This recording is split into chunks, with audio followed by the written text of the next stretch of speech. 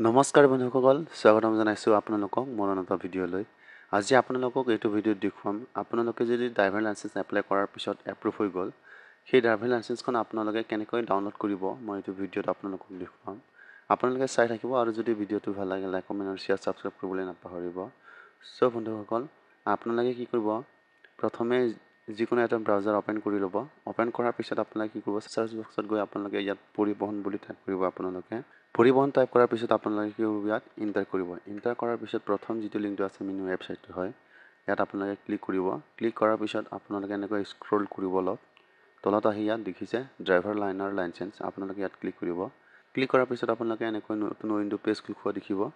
পিছত আপোনালোকে কি কৰিব, ইয়াত ড্ৰাইভিং লাইচেন্স আছে, আপোনালোকে ইয়াত ক্লিক কৰিব। ক্লিক কৰাৰ পিছত এনেকৈ ইয়াত ক্লিক কৰি আপোনালোকে প্ৰিণ্ট ড্ৰাইভিং লাইচেন্স আপোনালোকে ইয়াত ক্লিক কৰিব। ক্লিক কৰাৰ পিছত আপোনালোকে কি কৰিব, ইয়াত এপ্লিকেশ্যন নাম্বাৰটো আপোনালোকে এপ্লাই কৰাৰ সময়ত যিটো আপোনালোকৰ এপ্লিকেশ্যন, সেইটো এপ্লিকেশ্যন নাম্বাৰটো আপোনালোকে ইয়াত টাইপ কৰিব। আপোনালোকে এপ্লিকেশ্যন নাম্বাৰ টাইপ কৰাৰ পিছত আপোনালোকে কি কৰিব, ইয়াত ডেট অফ বাৰ্থ টাইপ কৰিব। আপোনালোকে ডেট অফ বাৰ্থ টাইপ কৰাৰ পিছত আপোনালোকে কি কৰিব, ইয়াত ছাবমিটত ক্লিক কৰিব। ছাবমিটত ক্লিক কৰাৰ পিছত আপোনাৰ ৰেজিষ্টাৰ কৰা মোবাইল নম্বৰত OTP যাব। OTP আপোনালোকে ইয়াত PVC কাৰ্ডত ক্লিক কৰি আপোনালোকে এই OTPটো আপোনালোকে ইয়াত ইণ্টাৰ কৰিব।